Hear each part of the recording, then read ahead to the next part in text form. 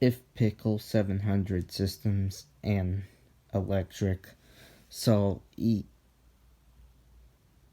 EST system so Edwards EST fire alarm systems or Simplex fire alarm systems especially, he would replace them with a notifier system,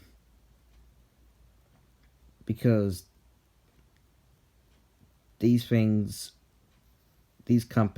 because Edwards EST and Simplex are awful because they keep breaking. They keep failing. Older Edwards and Simplex systems were better, but today's Edwards and Simplex systems are trash because they keep breaking. Anything that is cheap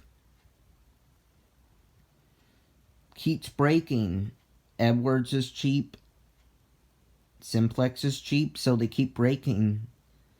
So what would Pickel 700 systems and electric do to Simplex and Edwards fire alarm systems in this country is get them replaced with notifier systems that work better than Simplex and Edwards.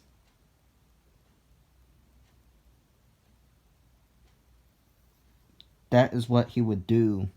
No more Simplex, no more Edwards, all notifier or FIRELITE.